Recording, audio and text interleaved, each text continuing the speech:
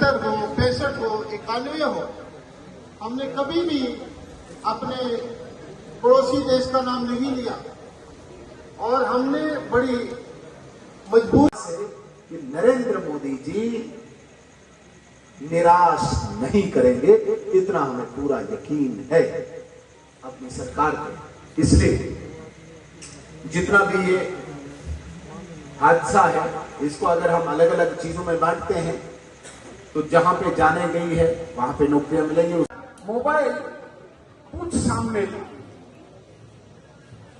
और ये नहीं पता चल रहा था मुसलमान हिंदू को बचा रहा है, खून दे रहा है, ब्लड दे रहा है, उसके घर में दौड़ रहा है, हिंदू मुस्लिम के दौड़ रहा था, सिख मुस्लिम या हिंदू के दौड़ रहा है, हिंदू सिख के दौड़ रहा है, पता नहीं चल रहा था।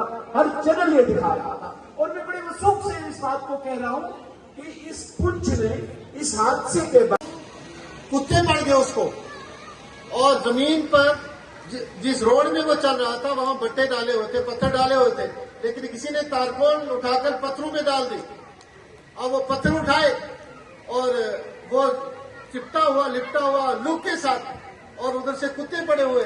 शर्मा साहब वो कहने लगा, बहुत बेवकूफ हैं, बहुत नादान हैं इस मोहल्ले के लोग, जिन्होंने कुत्ते तो खोल दिए लेकिन बट्टे बांध दिए। मैं आपसे गुजारिश करूंगा, हम पर पाकिस्तान के गोलाबारी को खोलकर हमें निहत्था न छोड़ा जाए। हमारे यहाँ हम जिए तो जिए किस तरह? हमारे हॉस्पिटलों की हालत आपके सामने है। यहाँ क्या हालत है मुझसे ज्यादा आप जानते हैं, और यहाँ लीडरों की क्या हालत है, यहाँ हम दूसरे दवाइयों की क्या हालत है। यहाँ से राजौरी पहुंचने तक बंदा दम तोड़ देता है, यहाँ से जम्मू पहुंचने तक इंसान जो है दम तोड़ देता है। और ऐसे वक्त में आप हमारे लिए एक अच्छी उम्मीद लेकर आने चाहिए। और मैं कहूंगा कि मेरा भाई जो अपने ही घर में पाकिस्तानी गोलाबारी से शहीद हुआ, मैं यूं कहूंगा पहलगाम के उन शहीदों को सलाम, हम सलाम भेजते हैं। और उस बेटी को मैं क्या कहूंगा जो 15 दिनों के अंदर विधवा हो गई, वो जिंदगी कैसे गुजारेगी। लेकिन मैं आपसे, नरेंद्र भाई मोदी से, आपकी वसादत से ये कहूंगा कि नरेंद्र भाई मोदी, जैसे आपने उन पहलगाम के लोगों को, उन निहत्थे लोगों को उनकी रक्षा के लिए, उनके साधन के लिए, उनके जीने के लिए तरीकाकार निकाला है, उसी तरह वही गोली तो हमें भी लगी पाकिस्तान से, जो पहलगाम के लोगों को लगी है। हमें भी बॉर्डर के लोगों के लिए वैसा ही कानून बनाया जाए, जैसा कि वो दुश्मन की गोली से वो मरे हैं, वैसा ही हमारे लिए भी जो है वो साझा किया जाए। मैं इस मौका पर ये गुजारिश करूंगा कि पूरी सिटी की सिटी और खासकर पूरे ये इलाके के इलाके जो है वो अनसेफ हो चुके हैं। इसकी मुकम्मल हिफाजत के लिए आप जैसे भी, आप बैंकर के जरिए से हिफाजत करें, आप फौज के जरिए से हिफाजत करें, आप बातचीत के जरिए से हिफाजत करें, हम आप हर घड़ी में हम आपके साथ हैं। और मैं इस मौका पर आखिर में अपने भाई और प्रदीप शर्मा साहब, जिनको मैंने भाई कहा, ना वो मैं उनको एमएलसी के तौर पर देखता हूँ और ना किसी और, वो हमारे भाई बनकर हमारी इस मुश्किल घड़ी में मेरी बेटी, मेरे भाई की बेटी जो शदीद जख्मी हुई, और प्रदीप शर्मा ने उसको हाथों से पकड़कर उसके स्टिचेस लगाए, उसके सर में चोट आई, मुंह पे चोट आई, और मेरे भाई को उठाकर हॉस्पिटल पहुंचाया। मैं ऐसे मौका पर आपके सामने, मैं प्रदीप शर्मा जी आपका शुक्रगुजार हूं। और ज्यादा बात न करते हुए मैं कहूंगा कि हमारी रक्षा, हमारी हिफाजत हिंदुस्तान का हिस्सा है और अब उनकी जो जिम्मेदारी बनती है।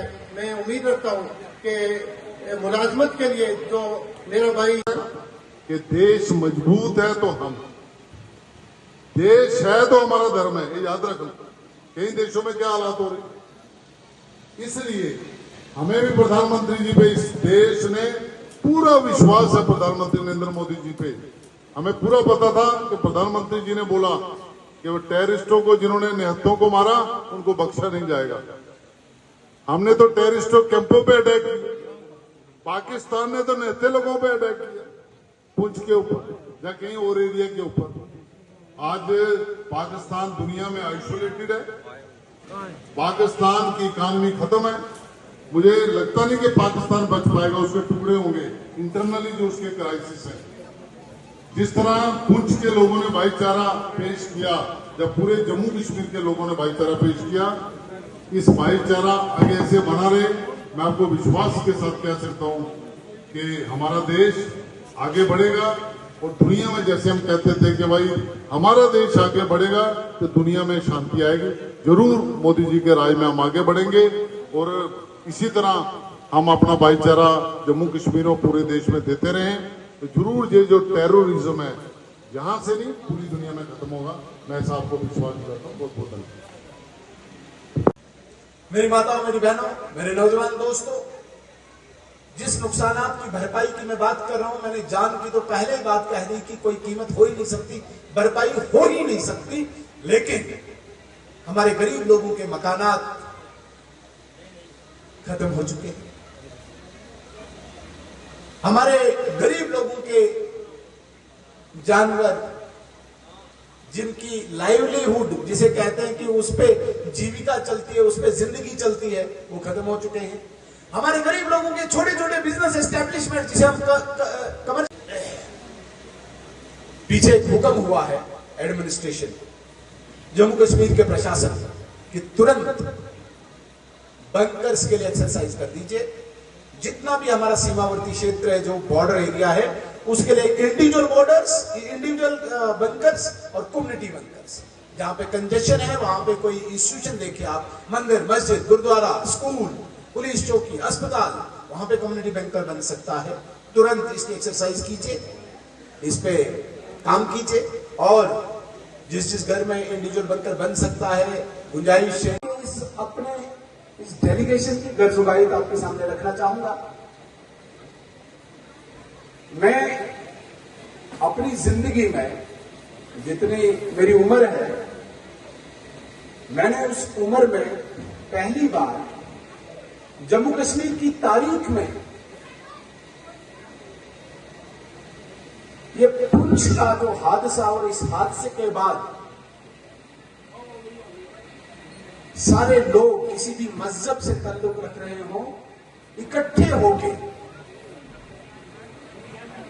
मानवता, इंसानियत जिसे ह्यूमैनिटी कहते हैं, इसको धर्म मान के इकट्ठे होके इस दर्दनाक हादसे का जो सामना किया, ये मैंने जिंदगी में पहली बार देखा। मुझे लगता है जम्मू कश्मीर की तारीख में भी ये पहली बार हुआ होगा। वरना जब भी कभी जम्मू कश्मीर में हादसा हुआ, एक कम्युनिटी एक तरफ, दूसरी कम्युनिटी दूसरी तरफ। और मैं बड़े वसूख से कह रहा हूं आज, एक आतंकवादी ये कह रहा कि जाके मोदी को बोल दो।